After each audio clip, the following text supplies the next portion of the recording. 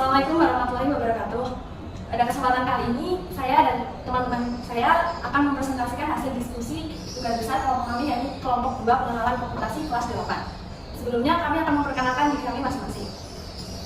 Perkenalkan, nama saya Agung Prayuga dengan NIM 1632287. Perkenalkan, nama saya Dewan Amram dengan NIM 1632210. Perkenalkan, nama saya Abdul Yosef dengan NIM 1632207. Perkenalkan, nama saya Alicia Janika dengan NIM 1632295. Perkenalkan, nama saya Zafirullah Syakira dengan NIM 1632215.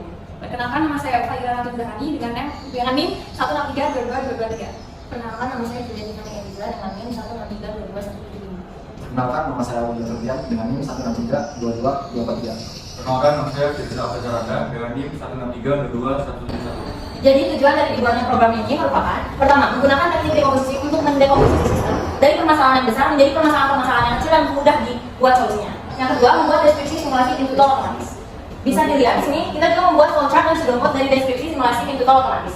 Yang terakhir, tujuan dari dibuatnya sistem ini ialah membuat program dengan bahasa pemrograman Python untuk menjalankan simulasi pintu tol otomatis. Saya akan membahas atau mendeskripsikan tentang jalan tol. Kita ini sekarang sedang berada di era di mana pembangunan sedang kejar-kejaran. Dan jalan tol merupakan salah satu alternatif untuk mempersingkat waktu dan mempermurah biaya perjalanan.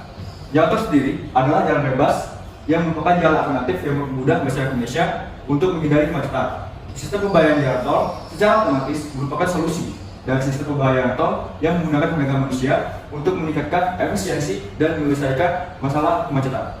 Sistem pajak tol dapat diterapkan menggunakan informasi berbasis Android untuk menghindari antrian yang memakan waktu lama. Oke, saya di sini akan menjelaskan dekomposisi. Dekomposisi sendiri adalah metode menyelesaikan masalah yang dilakukan dengan cara memecah masalah kompleks dari bagian-bagian yang lebih kecil sehingga lebih mudah diselesaikan. Untuk masalah kompleks itu ada pada di atas gerbang tol otomatis. Nah, gerbang tol otomatis itu akan dipecah menjadi 4 bagian masalah, yaitu golongan kendaraan, gerbang masuk tol, gerbang keluar tol, dan tarif. Untuk masalah golongan kendaraan itu akan disuruh menentukan golongan kendaraan. Golongan kendaraan itu terdiri dari golongan 1, golongan 2, golongan 3, dan 4 dan 5. Nah, untuk gerbang masuk tol, masalahnya akan disuruh menentukan gerbang masuk tol. Nah, gerbang masuk tol itu ada Baros, Padalarang, Kopo, Cilenyi, Pasteur, Buah Batu, Muhammad Toha, Pasir Koja. Untuk gerbang keluar tol juga sama. Itu Padalarang, Kopo, Baros, Cilenyi, Pasteur, Buah Batu, Muhammad Toha, dan Pasir Koja. Dan masalah yang terakhir adalah tarif. Tarif itu dibagi menjadi 2 masalah. Saldo cukup dan saldo tidak cukup. Untuk saldo tidak cukup itu akan disuruh untuk mengisi ulang. Setelah diisi ulang, maka akan dilanjutkan pembayaran. Oke, selanjutnya ada flowchart. Flowchart sendiri adalah diagram yang menunjukkan langkah-langkah atau proses yang ingin kita pilih untuk menjalankan suatu program. Untuk flowchart dari sistem tol otomatis ini adalah yang pertama, kita akan menginput golongan kendaraan. Ada golongan 1, 2, 3, 4, dan 5. Selanjutnya kita akan menginput tol masuknya. Di sini ada di Padalarang, Kopo, Baros, Cilenyi, Pasteur, Buah Batu, Muhammad Toha, dan Pasir Koja. Setelah itu kita akan memilih tol untuk keluar. Sama ada Padalarang, Kopo, Baros, Cilenyi, Pasteur, Buah Batu, Muhammad Toha, dan Pasir Koja. Lalu setelah kita memilih tol keluar, kita akan ditunjukkan tarif dari harga tol yang kita lewati. Jika tarif mencukupi, kita dapat langsung membayar tolnya. Namun, jika saldo tidak mencukupi, kita perlu mengisi saldo terlebih dahulu. Setelah itu, kita dapat membayar. Oke, pada program kita kali ini kita akan membahas 3 masalah. Yang pertama itu mau menginputkan golongan. Golongan sendiri itu terbagi 5, yaitu yang pertama golongan 1, sedan, jeep, pick up, truk kecil, dan bus.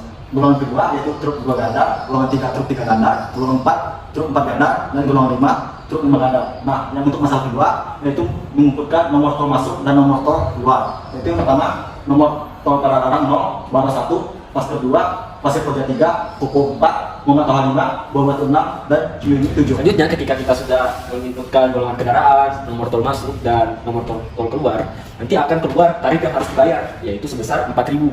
Nah, selanjutnya yaitu kita memasukkan nomor saldo kita. Ada berapa jumlah saldo kita? Nah, misal kita masukkan saldonya itu 3.000. Nah, karena saldo kita tidak cukup, ya, jadi kita disuruh isi ulang saldo kita. Nah, selanjutnya tes case yang kedua, kalau saldonya cukup, nah, masukkan programnya kayak satu-satu. Nah, saldonya 4.000. Uang yang harus kita bayar 4.000. Nah, kita masukkan saldo misal 5.000. Nah, karena saldonya cukup, nah, berarti kita sudah bisa masuk jalur tol. Nah, selanjutnya kalau sudah bisa, nanti akan muncul struk tarif tol. Nah, di struk tarif tol ini ada waktu masuk, pintu tol masuk, golongan kendaraan, pintu tol keluar, saldo yang kita masukkan, dan tarif tol, dan selanjutnya yaitu sisa saldo kita. Seperti itu. Jadi untuk pembuatan Django kami menggunakan Visual Studio Code dengan nanti Python, dan di sini adalah apps-nya yang dipakai, dan juga di sini ada HTML, file HTML yang untuk membuat websitenya. Dan ini adalah website kami. Ini adalah homepage di mana kita menunjukkan informasi dan hyperlink dalam bentuk select box dan image. Hyperlink ini dalam select box dan image ini dibuat menggunakan file CSS dan HTML. Contohnya, jika kita memilih ada opsi gerbang tol, misalnya kita memilih Baros, maka akan didirect ke link yang baru di mana akan ditunjukkan harga gerbang tol berdasarkan golongan dan semua alternatif tujuan keluar yang ada seperti Padalarang, Pasteur, Pasir Koja, dan lain-lain. Lalu untuk kembali ke page home maka dapat diklik bagian atas dan akan ke direct kembali. Dan di sini menggunakan image hyperlink kita akan dapat melihat himbauan yang ada dan juga kita dapat melihat kembali jika ke home, kita dapat melihat aturan yang ada. Lalu selain itu pengguna dapat melihat informasi mengenai website kami di sini mengenai tujuan.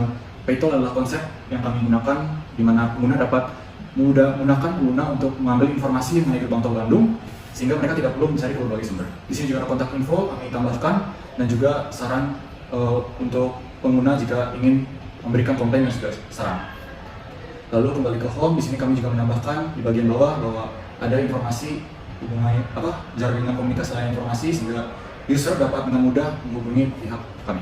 Itu saja dari Django kami. Terima kasih.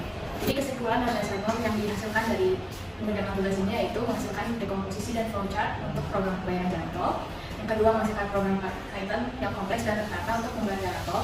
Tiga, memecahkan masalah agar program menjadi lebih interaktif dan dapat membantu masyarakat.